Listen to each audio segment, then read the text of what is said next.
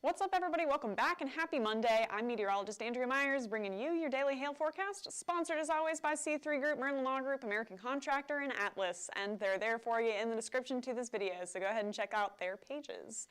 Today, so we got some winter weather in the Northeast. That's still going on. Going to be really windy in the north central U.S. And then we got another atmospheric river pushing into the west coast. That's going to bring a ton of rain. So pretty much the whole northern half of the country is going to see some sort of active weather. Southern half staying pretty similar to what we've been seeing for this weekend.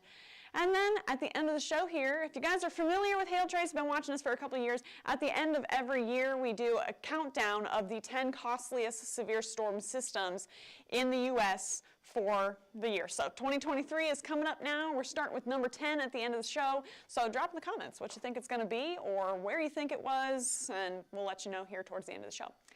But before we get into our weather the storm is still out, guys. We've got episodes 1 through 6 for you, and episode 7 is coming out soon. So if you guys haven't taken a look at that mini-series on Atlas Roofing's YouTube page, go ahead and check it out there. Now, today and into the next week or so, all right? So we got this low pressure system. That's what's bringing all that cold air to the Ohio Valley, some snow up in the Northeast. It's going to slowly track off into the Atlantic by around midweek, all right? And then we got a big ridge setting up, so high pressure system setting up in the central and southwestern parts of the U.S.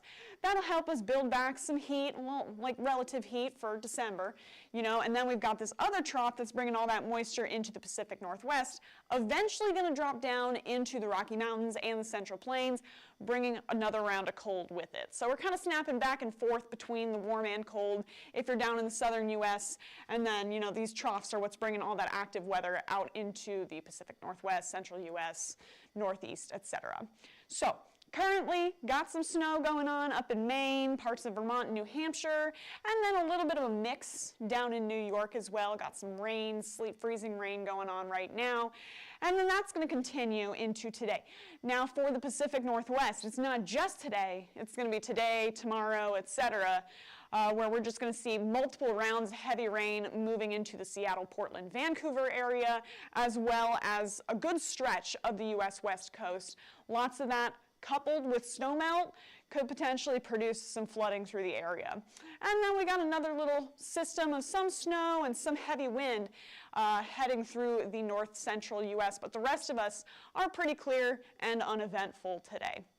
There's that low pressure system, again, bringing all that nice cold air out into the Ohio Valley and the upper Midwest, just sitting at freezing in Minneapolis, 41 degrees in Fort Wayne, sitting at 38 in Kansas City, but then we work our way down into the 50s and 60s once you get into the plains and the southeast. So pretty nice weather if you're out of the way of that low pressure system.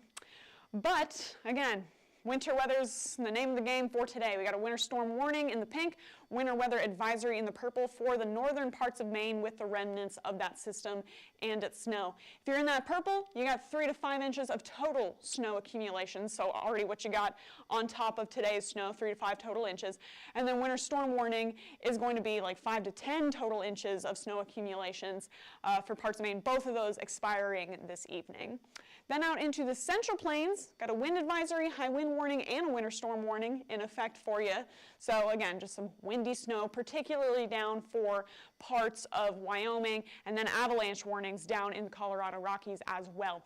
If you're in that tan for the wind advisory, you could get some gusts 50, 55 miles an hour, and if you're in the high wind warning, a little bit more intense than that, now gusts up to 65 miles an hour, and still some pretty heavy sustained winds through this whole area in the Dakotas and Wyoming.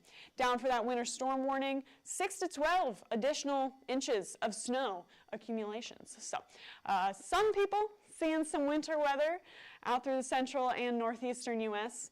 A ton of rain expected for you guys in the Pacific Northwest. So we got that flood watch in that green. And again, like I said, going to get a lot of rainfall and potentially some snow melt if you're at those elevations that, if you're near the mountains, all right, you get some snow melt corresponding with that rain, and, that brings double trouble for potential floods. So if you're outside of that flood watch in that purple, now we got a winter weather advisory for you. That one's going to be just up to about an additional inch of snow and a light glaze of ice, making travel kind of a nightmare, and that is going to expire this evening. But this flood watch is in effect for a little while, so we're going to take a look at the snowfall accumulations in a second, or the rain accumulations. Now we got snow. So we're going to kind of go back from east to west here. But for the New England states, here's your future radar.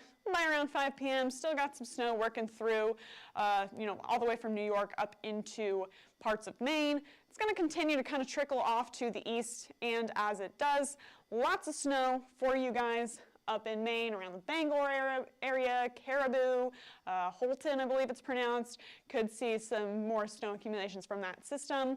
And there it is. Forecast snowfall into tomorrow afternoon. Could see, 2 to 4 inches if you're kind of along the Canada border area, and still an inch or 2 out in central Maine.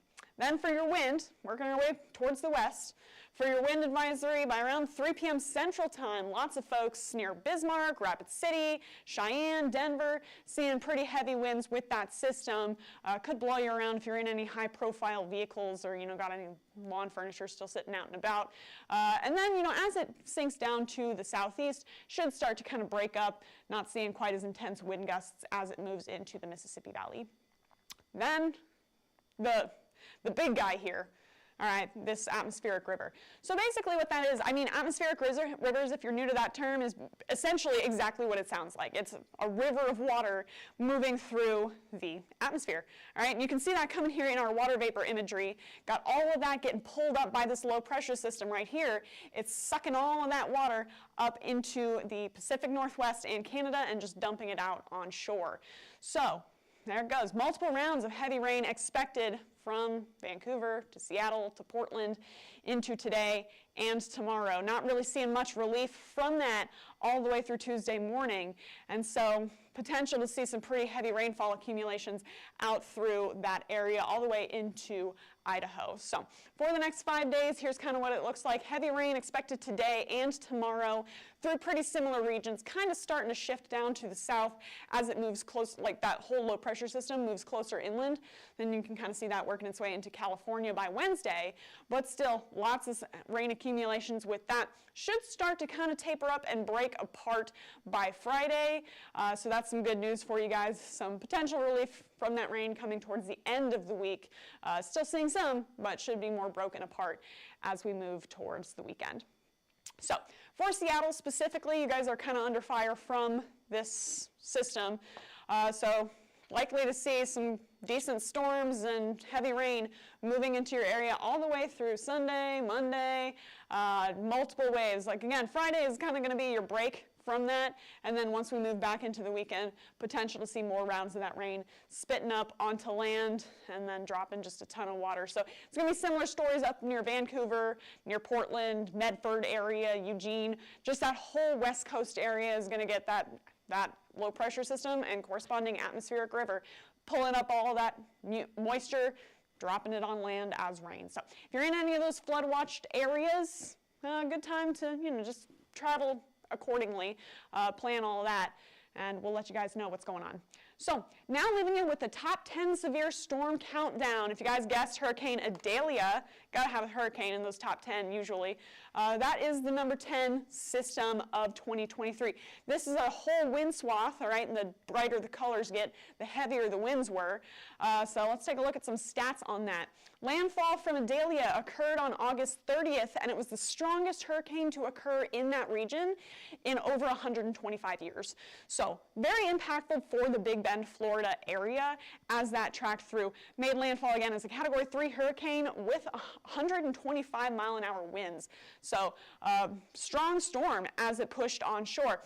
Impacts-wise, storm surge got up to 8 feet at Cedar Key. Still saw some pretty heavy storm surge along the Carolina coast as it made its way out into the Atlantic, and then up to 10 inches of rainfall across the Big Bend area as well. So very heavy storm. I mean, it's a Category 3 hurricane, so you're going to expect to see those crazy impacts. Also spit out multiple tornadoes across the Florida peninsula and elsewhere as well in its tracks. So all of that combined produced $2.5 billion in damage from Hurricane Idalia.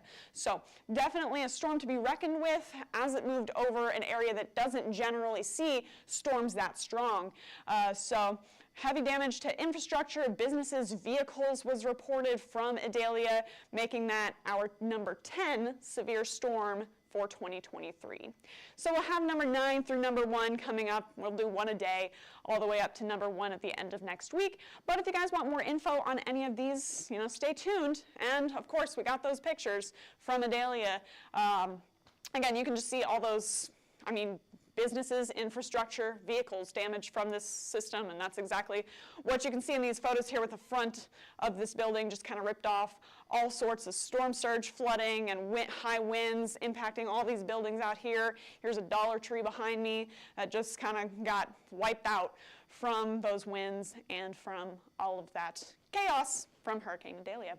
So, well, we'll see what number 9 is tomorrow. If you guys want to follow us for those and follow us for your weather updates, you can get us on YouTube, Facebook, Instagram, Twitter/X, and TikTok.